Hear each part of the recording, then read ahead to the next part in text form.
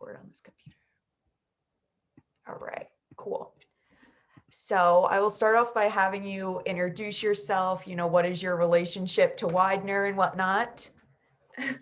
Sure. No, I'm happy to be here. I'm Dr. Brent Satterly, and I am a faculty member. I'm a full professor in the Center for Social Work Education in the College of Health and Human Services here at Widener, and I have been here for umpteen years. So I started here as an adjunct in 1997, and so I've been here a while. And I have had a number of different hats here at the university.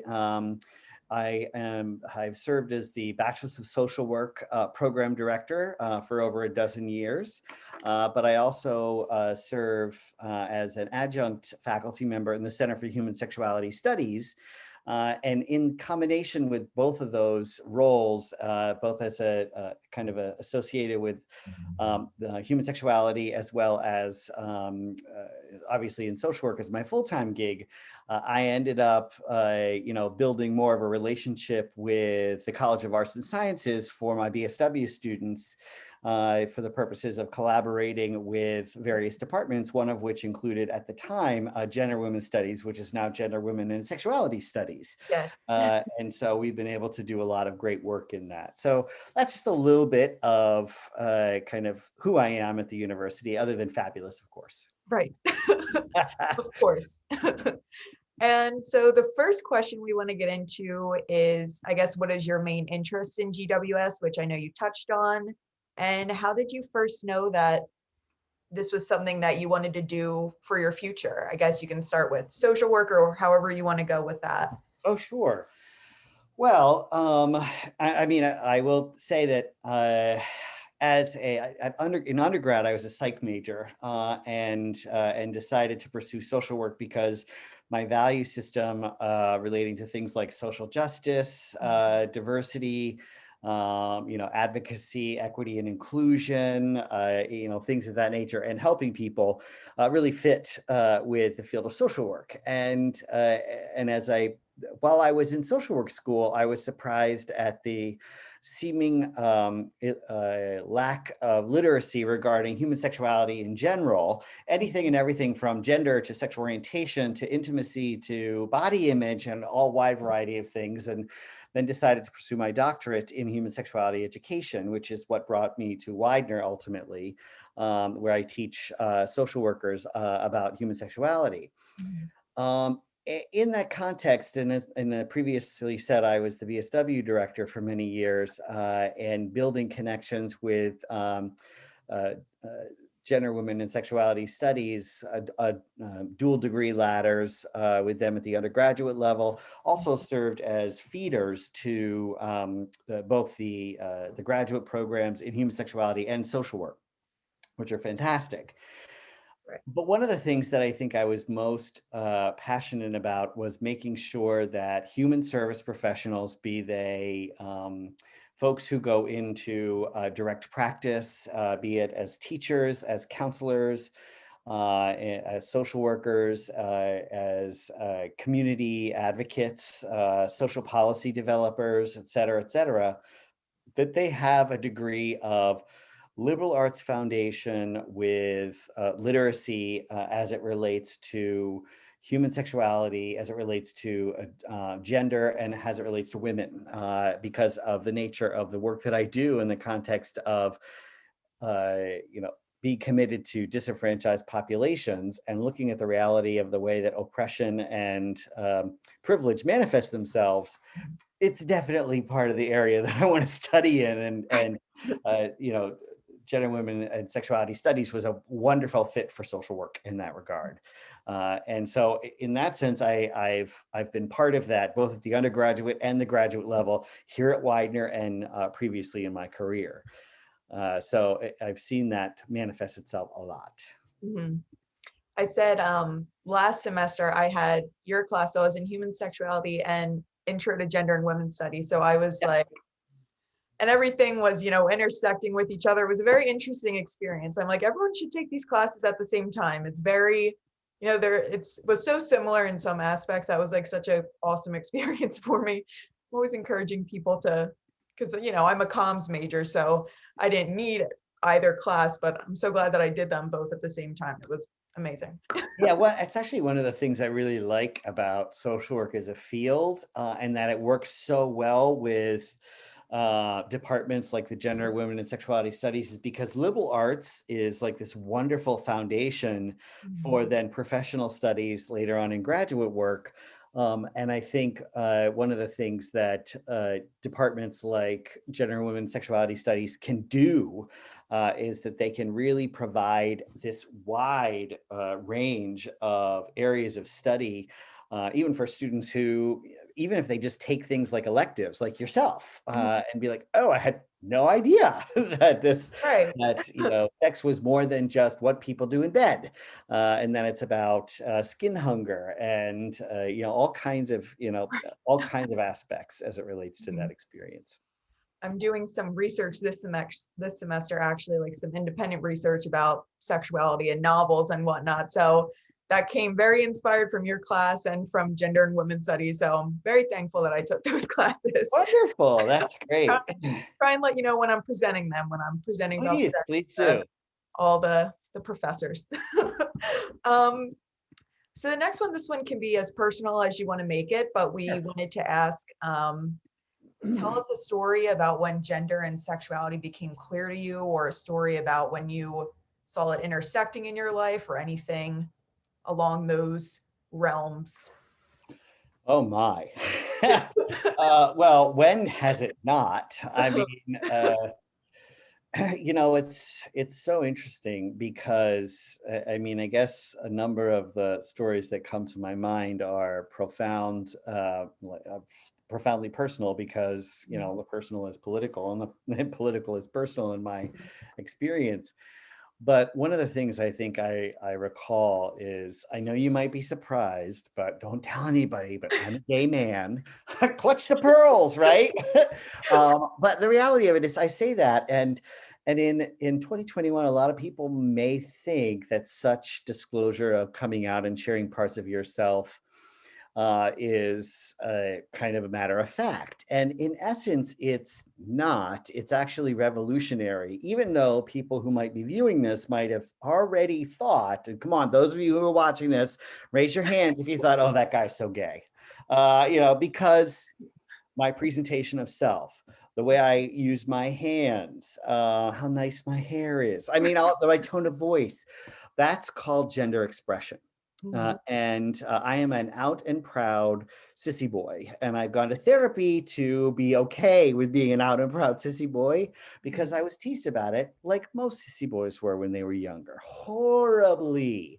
And that has not gone away because it's 2021 and we're all progressive and all that kind of stuff, which is not true. The reality of it is that as a gay man, my disclosure, my coming out, one, it's my closet. I open the doors. Number two, and doing so is really revolutionary, because it might actually be the first time that anyone in the class, be they cisgender, transgender, which is about gender identity, or lesbian, gay, bisexual, pansexual, asexual, what have you, may have actually seen anybody in some degree of authority actually disclosing parts of themselves, and with whom they have a relationship in some way. And I think that's really important. And there's nothing quite like the power of building relationship to create change around value systems, exploring those, and using critical thinking to examine, you know, who you are, what you're about, and so much of it. And social work, gender identity, or gender, women and sexuality studies. I mean, that's a lot of what this is about, right? So, and I think one of the most powerful pieces would be when I came out to my dad. So I'll tell you that story quickly.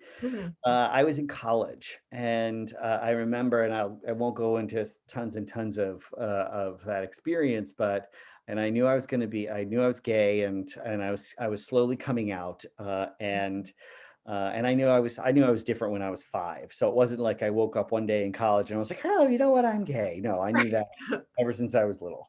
I knew I was like, I'm not quite the same as other boys. And later I kind of learned words that people used to describe that kind of thing. And I remember like, okay, I want to go share this with my dad because I don't want him to find out from anybody but me. And people talk. And I grew up in a small town, and people talk all the time. And I was driving over to meet him at some Greasy Spoon diner and thinking, even though my parents both were really, really loving and really, really caring and saying things like, Brent, we love you for just who you are. We really care about you. And the experience was so profound because we had breakfast and I kept trying to say something and he wouldn't shut up. And finally I was like, Dad, could we go for a drive? So we got in his Dodge Caravan, driving around in his little minivan in suburban Philadelphia. And finally I was like, pull over. So he pulled over and he's like, what is the matter? And I said, Dad, I have something to tell you. I feel really ashamed about it. And he's like, Brent, and he put his hand on my shoulder and he said, I know. I said, you know I'm gay? He said, I've always known. And I started to cry, and he started to cry, and he pulled me over and put his head on my chest and stroked my hair and said, I'm so sorry that you had to go through this all by yourself. Mhm. And it is my desire to make sure that any queer, questioning, non-binary, trans student who has ever felt that sense of aloneness or the horror of the closet knows that they don't have to go through this by themselves, that I will be there with them. And that to me is the power of Widener. Thank you so much for sharing. That is amazing. I'm so happy you shared that. It's making me a little upset. I'm getting a little emotional over here. That's okay. That's the reality of it is you got to roll through those emotions. We do Right. that. Oh, don't I know? Got to be real, and it's been a year. It has been. Oh God. All right. So we'll end it off on a high note. Don't want Okay. to keep you here for too long from your day, but the last one is, why do you think people should take classes in GWS or in human sexuality? Oh my gosh, why shouldn't they? I mean, a lot of times, like I've said, people have a tendency to think about human sexuality and only think about behavior. Mhm. And we know that it is so much more than that. And be it the undergraduate level, the graduate level, um, human beings are sexual beings. They just are. And when we're thinking about things like sensuality, sexual identity, intimacy, sexual health and reproduction, sexual agency, how we use our sexuality, all those things impact us from very like from birth all the way through life. What we call womb to tomb in social work when we're talking about development. And the reality of it is that taking some of these courses can help you not only develop really important academic skills like critical thinking and exposure to new and different ideas and building theoretical knowledge to help you understand the world. I always tell my students, theory is your friend, right? You want to get to know what your friends because they will help guide you. And don't be afraid of the readings, even if they use big words and all those kinds of things. But ultimately, what these courses are about you, Mhm. about holding up a mirror to yourself, to getting to know you in a better way, your strengths, your struggles, areas where you feel like you need to grow, areas that you want to build on that you do really well already, Mhm. and ways to go about diversifying your world beyond just, the world in which you grew up in that limited experience. And one of the wonderful things that I think that Widener does for people is it helps them do that together. Mhm. And so students learn from not just from professors, but from interactions with others. And, I suppose at the end of the day, my motto always is for students, no matter what class they're in, is you are the most important part of Widener University. And if you ever feel like you are not, you come and see me. And to me, that's a big part of what it means to be a faculty member here at Widener.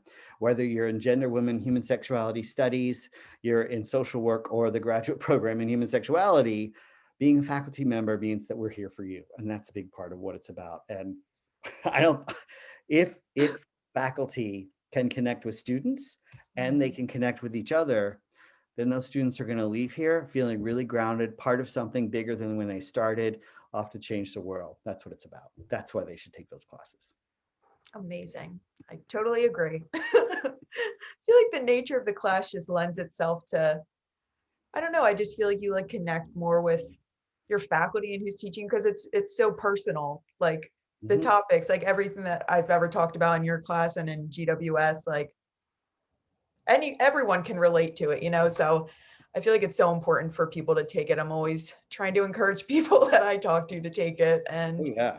hopefully these videos will help. Hopefully people watch them and they get very inspired like me. So that's all the questions that I have. And to Fantastic. thank you for doing it. I think this was amazing. I'm so happy that we started off with you.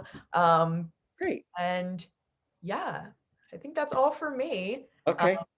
Thank you again. And I will definitely reach out when this is going up and whatnot, and when we're putting it on social media and whatnot. So Fantastic. I look forward to it. thank you so much again.